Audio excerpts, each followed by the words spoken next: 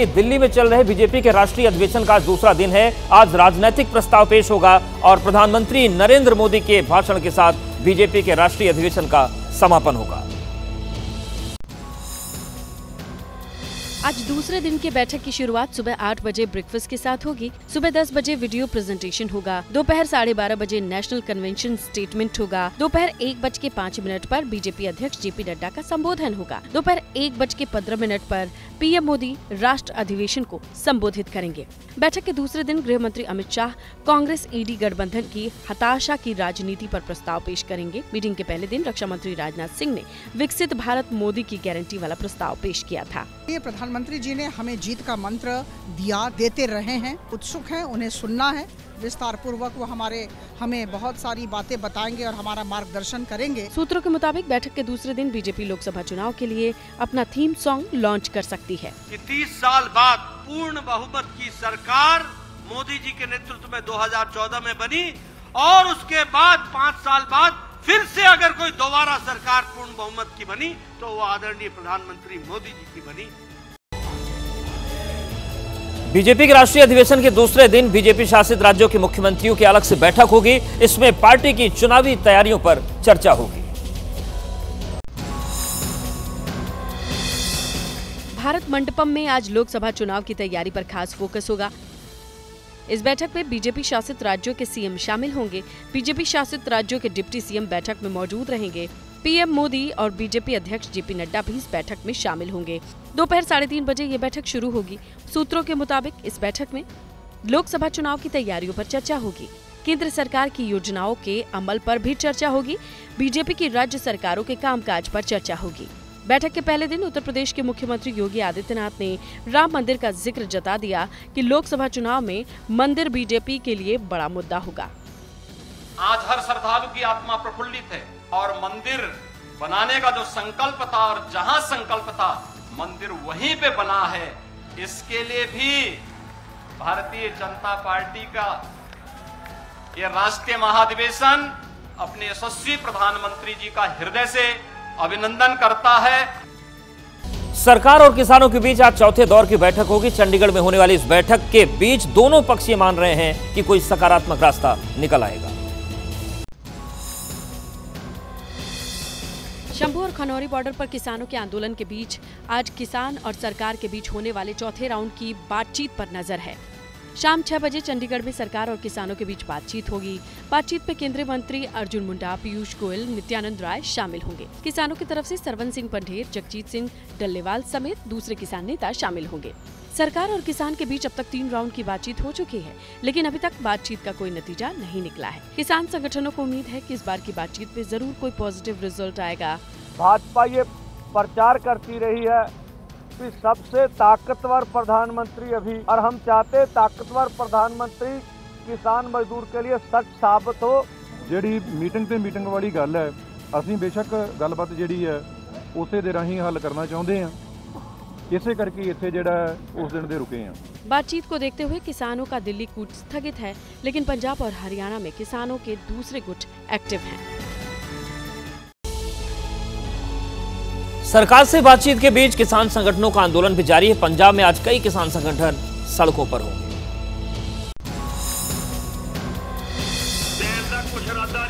किसान आंदोलन के समर्थन में पंजाब के कई किसान संगठन आज सड़क पर होंगे। आज भारतीय किसान यूनियन उग्राहा ग्रुप बीजेपी नेताओं के घर के बाहर धरना देगा। भारतीय किसान यूनियन उग्राहा ग्रुप आज पंजाब में टोल प्लाजा फ्री कराएगा। लुधियाना में आज संयुक्त किसान मोर्चा की बैठक होगी। दोपहर 12 बजे से 1 बजे तक होने वाली इस बैठक में किसान आंदोलन को लेकर रणनीति बनाई जाएगी। वहीं शंभू बॉर्डर पर किसान आंदोलन कर रहे हैं। संगठनों ने आंदोलन को और मजबूत करने के लिए टास्क फोर्स बनाई है।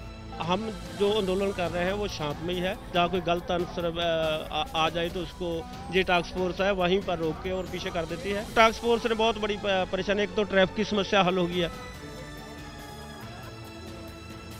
किसानों के आंदोलन को देखते हुए हरियाणा सरकार चौकसी पर चौकसी बरत रही है।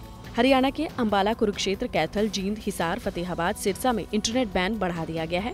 इन जिलों में 19 फरवरी रात 12 बजे तक इंटरनेट पर पाबंदी रहेगी। राहुल गांधी की भारत जोड़ो न्याय यात्रा आज प्रयागराज में होगी। प्रयागराज में राहुल गांधी युवाओं से संवाद करेंगे।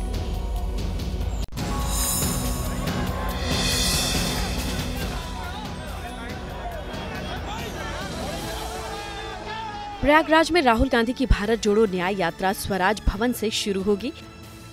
दोपहर 3 बजे स्वराज भवन से न्याय यात्रा की शुरुआत होगी।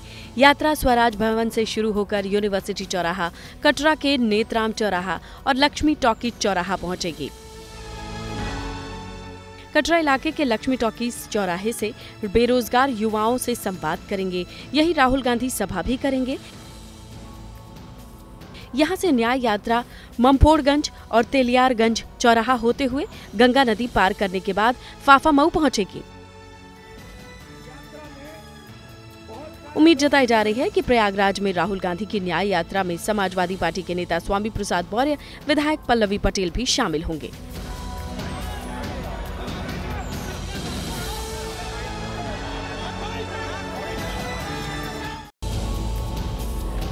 पश्चिम बंगाल के संदेशखाली में जमीन हड़पने और यौन उत्पीड़न के आरोपी शिव प्रसाद हाजरा को आज कोर्ट में पेश किया जाएगा। साथ ही पश्चिम बंगाल सरकार के 3 मंत्री संदेशखाली का दौरा करेंगे।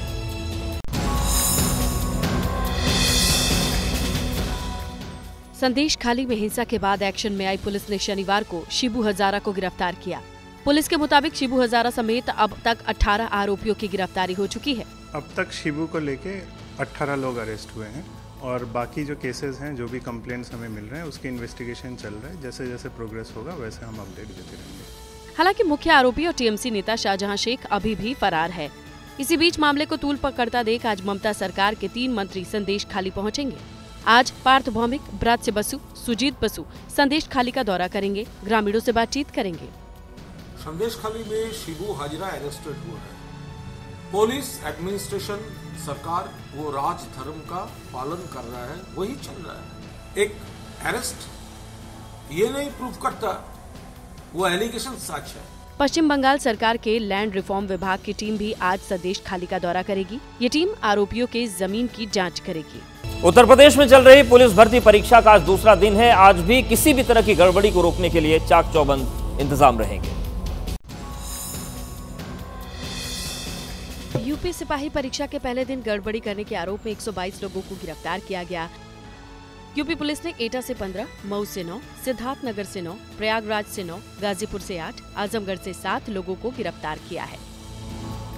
गिरफ्तार किए गए लोगों के पास से नकल की पर्चियां मिली। वहीं कुछ लोग दूसरे कैंडिडेट की जगह परीक्षा दे रहे थे। बरेली में पुलिस भर्ती परीक्षा में सेंध लगाने की कोशिश कर रहे 4 लोगों को पकड़ा गया। इनके पास से ब्लूटूथ समेत दूसरे डिवाइसेस बरामद किए गए। कुल 9 सॉल्वर्स को आज जनपद सिद्धार्थनगर में गिरफ्तार किया गया है। इन सभी सॉल्वर्स को पुलिस हिरासत में ले लिया गया है। सभी से पूछताछ की जा रही है। इनके पास से बरामदगी भी काफ़ी हुई है। इन सभी चीज़ों की गहराई से जांच की जा रही है और इसी के आधार पर आगे की कार्रवाई की जाएगी। जौनपुर में कैंडिडेट्स को नकल कराने का झांसा देने वाले 5 आरोपियों को पुलिस ने गिरफ्तार कर लिया। लोकसभा चुनाव के ऐलान से पहले कांग्रेस को एक बड़ा झटका लगने जा रहा है। मध्य प्रदेश के पूर्व मुख्यमंत्री और कांग्रेस के कद्दावर नेता कमलनाथ अपने बेटे नकुलनाथ के साथ बीजेपी ज्वाइन करने वाले हैं। जानकारी यह भी मिल रही है कि कमलनाथ के साथ ही साथ कांग्रेस के 10 से 12 विधायक भी कांग्रेस का साथ छोड़ देंगे।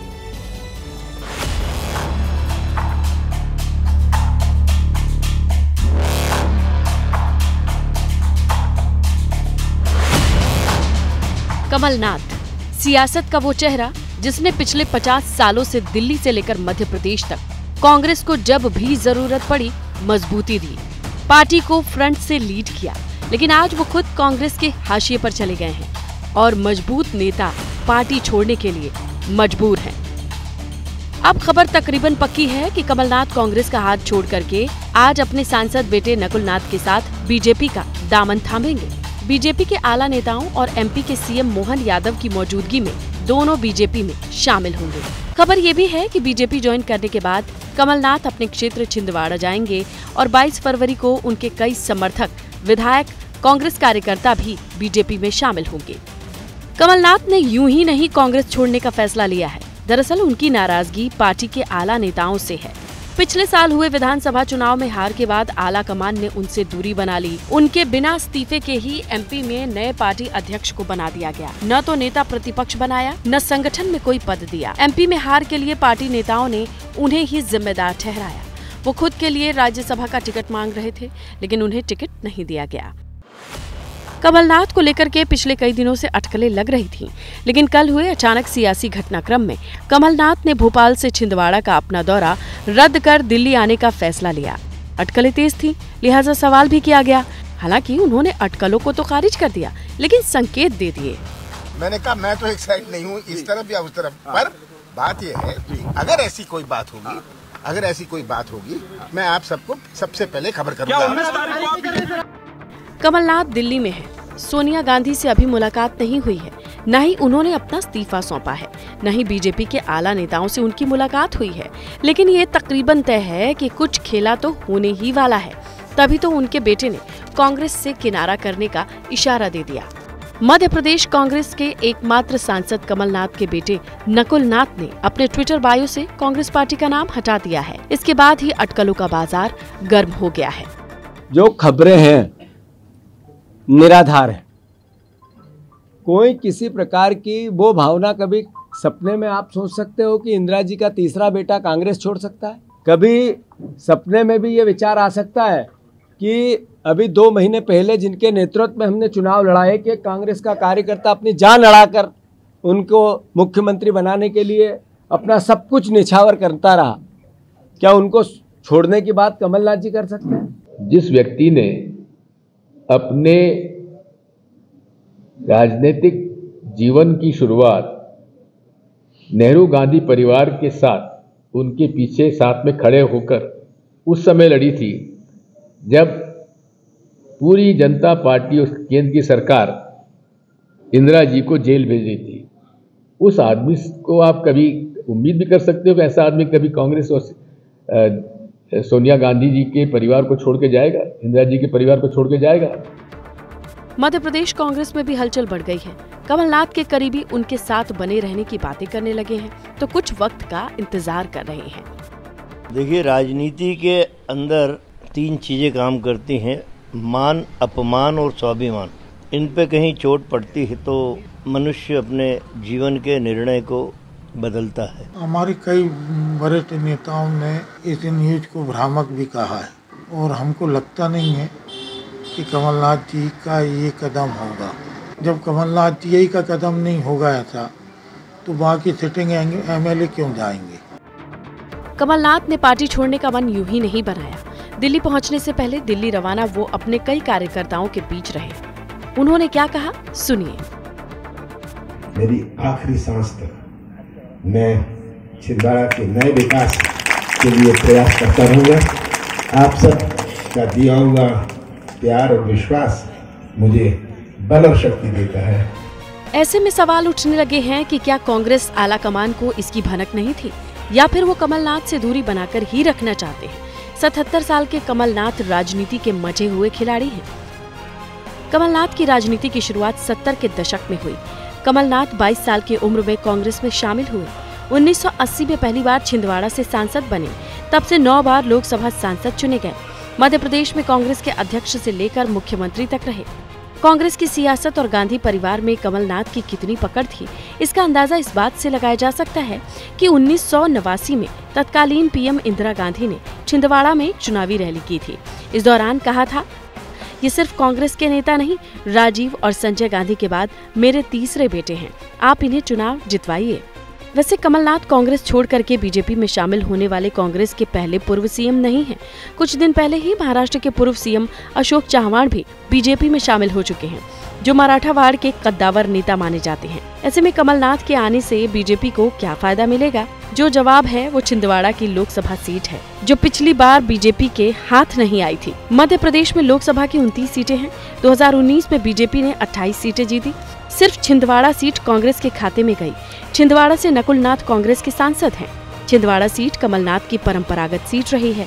हालांकि छिंदवाड़ा में कमलनाथ और नकुल नाथ की जीत का मार्जिन लगातार घट रहा है, लेकिन पिछले लोकसभा चुनाव में कमलनाथ के मुख्यमंत्री होने का लाभ नकुल नाथ को मिला था। इस बार सरकार बीजेपी की है। बीजेपी मिशन 400+ के लिए पूरे जी जान से जुटी है। ऐसे में नकुल नाथ के लिए राह शायद पहले जितनी आसान न रहे, लेकिन कमलनाथ बीजेपी में अगर शामिल होते हैं तो कांग्रेस के लिए मध्य प्रदेश की सियासी जमीन में पैर जमाना आसान नहीं होगा। और इसी से जुड़ी एक बड़ी अपडेट इस वक्त की आपको दे दें। भोपाल कांग्रेस से जुड़ी अपडेट है। कांग्रेस विधायकों के संपर्क में है कांग्रेस का संगठन। प्रदेश अध्यक्ष और नेता प्रतिपक्ष उनसे बात कर रहे हैं। 1-to-1 संपर्क किया जा रहा है। कई एमएलएस के बीजेपी में जाने की भी अटकलें हैं। और आपको बताएं कि कमलनाथ और नकुलनाथ के साथ कई विधायकों के पार्टी छोड़कर बीजेपी में जाने की अटकलें हैं और ऐसे में अब पार्टी एक्टिव हो चुकी है। हमारे सहयोगी नितिन ठाकुर हमारे साथ जुड़ चुके हैं इस खबर पर ज्यादा जानकारियों के साथ। नितिन, किन एमएलएस के संपर्क में है संगठन? देवेंद्र जी, ये मध्य प्रदेश के जो 66 विधायक है कांग्रेस के, उनमें से कुछ 20 विधायक जो कमलनाथ के बेहद करीबी माने जाते हैं, उन विधायकों से लगातार जो प्रदेश अध्यक्ष जीतू पटवारी हैं, नेता प्रतिपक्ष उमंग सिंघार है, उप नेता प्रतिपक्ष हैं जो हेमंत कटारे हैं, लगातार इनके साथ पद अधिकारी जो कांग्रेस के दिग्गज नेता हैं वो लगातार फोन पर संपर्क कर रहा है। लेकिन सूत्रों द्वारा ये भी बताया जा रहा है कि जो विधायक हैं उनके फोन स्विच ऑफ आ रहा है।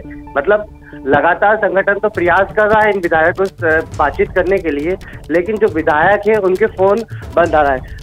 अभी हमारी फिलहाल जो पूर्व मंत्री हैं सज्जन सिंह वर्मा, जो कमलनाथ के बेहद करीबी माने जाते हैं, वो दिल्ली रवाना हो गए हैं। उनसे हमारी बात हुई थी, उन्होंने ये कहा कि हम तो सिर्फ अभी कमलनाथ जी से मिलने जा रहा है। मतलब अभी अटकल है और जो कमलनाथ के बेहद कमलनाथ ठीक है नितिन, है लोकसभा सीट है। कुछ कांग्रेस विधायकों के संपर्क में है संगठन, ये आपकी बात से बिल्कुल साफ जाहिर हो रहा है। चुनाव आयोग की डेलीगेशन ने ओडिशा में चुनाव तैयारियों का जायजा लिया। 50% मतदान केंद्रों पर वेबकास्टिंग की होगी सुविधा। सपा और कांग्रेस के बीच गठबंधन पर बोले पीएल पुनिया, कहा कांग्रेस और एसपी मिलकर चुनाव लड़ेंगे। लालू के दरवाजा खुला रखने के बयान पर जेडीयू नेता गोपाल मंडल ने कहा 2024 तक कहीं नहीं जाएगी जेडीयू। हापुड़ में बोले आरएलडी के अध्यक्ष जयंत चौधरी, कहा चुनाव की आधिकारिक घोषणा के बाद गठबंधन तोड़ने का कारण बताऊंगा। बरेली में तौकीर रजा ने मुस्लिमों को लेकर दिया भड़काऊ बयान वायरल। 58वें ज्ञानपीठ पुरस्कारों का ऐलान। मशहूर गीतकार और कवि गुलजार और संस्कृत विद्वान राम भद्राचार्य पुरस्कार के लिए नामित। महाराष्ट्र के उस्मानाबाद में धधकी मराठा आरक्षण की आग। प्रदर्शनकारियों ने बस जलाई, सरकार के खिलाफ नारेबाजी की। कर्नाटक के मंगलुरु में बीजेपी युवा मोर्चा के कार्यकर्ताओं ने सीएम सिद्धारमैया को काले झंडे दिखाए। रैली में जा रहे थे सीएम। बैंक खाता फ्रीज मामले को लेकर कांग्रेस का प्रदर्शन। दिल्ली में आईटी डिपार्टमेंट के खिलाफ कार्यकर्ताओं ने प्रदर्शन किया। यूपी सिपाही भर्ती में गड़बड़ी करने वाले 122 लोग गिरफ्तार। अलग अलग जिलों से हुई गिरफ्तारियां। जौनपुर से पुलिस ने 5 आरोपियों को गिरफ्तार किया। सिपाही भर्ती परीक्षा पास कराने के नाम पर अभ्यर्थियों से 6 से 8 लाख रुपए लिए जाने की बात हुई थी। सिद्धार्थनगर में पुलिस के हत्थे चढ़े 9 मुन्ना भाई, एक दूसरे की जगह दे रहे थे परीक्षा। पकड़े गए छात्रों में 5 बिहार के और 3 देवरिया के। अब बात करते हैं झारखंड की। झारखंड में सरकार पर फिर से संकट के बादल मंडराने लगे हैं। कैबिनेट में शामिल कांग्रेस कोटे के 4 मंत्रियों का पार्टी के ही विधायकों ने विरोध करना शुरू कर दिया। कांग्रेस के नाराज 8 विधायकों ने दिल्ली में डेरा डाल दिया है। उन्होंने पार्टी को चेतावनी दी है कि अगर 4 मंत्रियों को नहीं हटाया गया तो बजट सत्र का बहिष्कार करेंगे, वो जयपुर चले जाएंगे।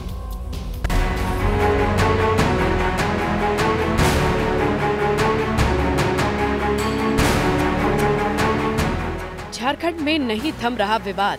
पहले हेमंत सोरेन के इस्तीफे के बाद नई सरकार को लेकर विवादों का सिलसिला चला। बाद में चंपई सोरेन के सीएम बनने के बाद विश्वास मत को लेकर सियासी घमासान चला और अब कैबिनेट विस्तार के बाद उठापटक की नौबत आ गई है और ये मुसीबत खड़ी की है कांग्रेस के विधायकों ने। फ्लोर टेस्ट में पास होने के बाद चंपई सोरेन ने 16 फरवरी को कैबिनेट का विस्तार किया, जिसमें कांग्रेस कोटे के 3 नए विधायक मंत्री बनाए गए। यानी कुल मिलाकर के कैबिनेट में कांग्रेस कोटे से 4 मंत्री हो गए। सरकार में कांग्रेस से आलमगीर आलम, रामेश्वर उरांव, बन्ना गुप्ता, बादल पत्रलेख को मंत्री बनाया गया। ये सभी हेमंत सोरेन कैबिनेट में भी मंत्री थे। इसे लेकर 12 कांग्रेस विधायक नाराज चल रहे थे, जिनमें से 8 दिल्ली तक पहुंच गए। हम लोग तन मन धन के साथ अपने पार्टी के साथ हैं और हमेशा पार्टी के साथ रहेंगे, लेकिन पार्टी के विधायकों की भावनाओं को भी एक बार पार्टी की तरफ से देखा जाना चाहिए। उनके भावनाओं को भी देखते हुए उस पर सही रूप में डिसीजन लेकर चारों मंत्री को रिशफल करते हुए आगे का निर्णय लेना चाहिए। हम लोग सभी चाहते थे कि अगर फेरबदल हो रहा था, फिर से सरकार का गठन हो रहा था, मंत्रालय हो रहा था, तो हम लोग चाहते थे कि नए चेहरों को मौका दिया जाए। दिल्ली पहुंचने से पहले कांग्रेस के नाराज विधायकों ने रांची में एक होटल में मुलाकात की। इन्हें मनाने के लिए जेएमएम नेता मंत्री बसंत सोरेन पहुंचे, लेकिन कांग्रेस विधायक टस से मस नहीं हुए। नाराज कांग्रेस विधायक फिलहाल राज्य के नेताओं को सुनने के मूड में नहीं दिख रहे और आला कमान तक अपनी नाराजगी और मांग बताने के लिए दिल्ली कूच का फैसला ले चुके हैं।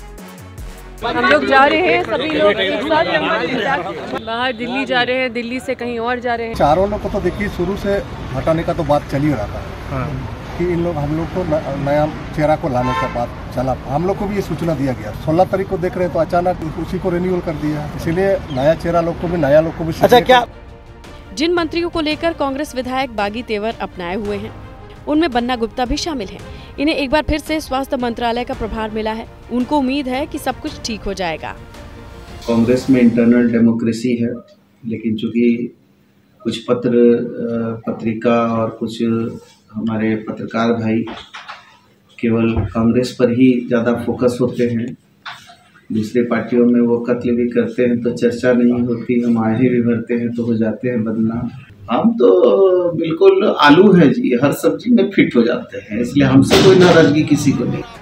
बन्ना गुप्ता जो भी दलीलें दे, लेकिन मामला गंभीर हो चुका है। पार्टी के प्रदेश अध्यक्ष ने 17 फरवरी को रांची में नाराज विधायकों को समझाने की कोशिश की, लेकिन उनकी कोशिश नाकाम रही। लिहाजा मौके की नजाकत को भांपते हुए पार्टी के प्रदेश अध्यक्ष भी दिल्ली पहुंच गए हैं। हालांकि वो नाराजगी की बात को खारिज कर रहे हैं। हम लोग शिष्टाचार मुलाकात करने आए हैं, जो मंत्रिमंडल के गठन के बाद सभी लोगों को आना था दिल्ली, और आदरणीय राष्ट्रीय अध्यक्ष मल्लिकार्जुन खड़गे जी से मिलने आए। कांग्रेस में उठ रही बगावत की चिंगारी चंपई सरकार के लिए खतरा साबित हो सकती है, लिहाजा वो भी दिल्ली पहुंच गए हैं। कांग्रेस के नेताओं से मुलाकात कर विवाद के समाधान में, या यूं कहें अपनी सरकार को बचाने की जुगत में जुड़ गए हैं। कांग्रेस में बगावत की अलख जली हो, सरकार पर संकट के बादल मंडरा रहे हों और बीजेपी तंज न कसे, ऐसा भला कैसे हो सकता है? ये झारखंड सरकार में जो कुछ भी हो रहा है वो किसी सर्कस या लाफ्टर शो से कम नहीं। कि जिस तरीके का उछल कूद भागदौड़ मचा हुआ है कि मंत्रिमंडल गठन बनने के बाद, वो एक हास्यास्पद स्थिति उत्पन्न करता है। और कांग्रेस के तो 12 विधायक बिल्कुल दूल्हे की फूफा के रूप में है और उन्होंने नाराजगी अपनी जाहिर की है। तो भाई मुख्यमंत्री चंपई सोरेन को स्पष्ट करना चाहिए कि वो बजट सत्र में सुचारू रूप से सरकार को कैसे चलाएंगे। झारखंड विधानसभा का बजट सत्र 23 फरवरी से शुरू होने जा रहा है। कांग्रेस के कम से कम 12 विधायकों के नाराज होने की खबर है और उन्होंने चेतावनी दे दी है, अगर पार्टी के कोटे से मंत्री को बदला नहीं गया तो वो 23 फरवरी से होने वाले आगामी विधानसभा सत्र का बहिष्कार करेंगे, जयपुर चले जाएंगे। जेएमएम की अगुवाई वाले गठबंधन के पास 81 सदस्यीय विधानसभा में 47 विधायक हैं, जिसमें जेएमएम के 29, कांग्रेस के 17, आरजेडी का 1 विधायक है। कांग्रेस के नाराज विधायकों का साफ कहना है, न तो सरकार न ही गठबंधन के खिलाफ है, लेकिन उन्हें भरोसे में लिए बगैर कांग्रेस कोटे के पुराने मंत्रियों को रिपीट करना गलत है। लिहाजा उन्हें हटाने की मांग से वो पीछे नहीं हटेंगे। अब देखना ये है दिल्ली में आला कमान क्या फैसला सुनाता है।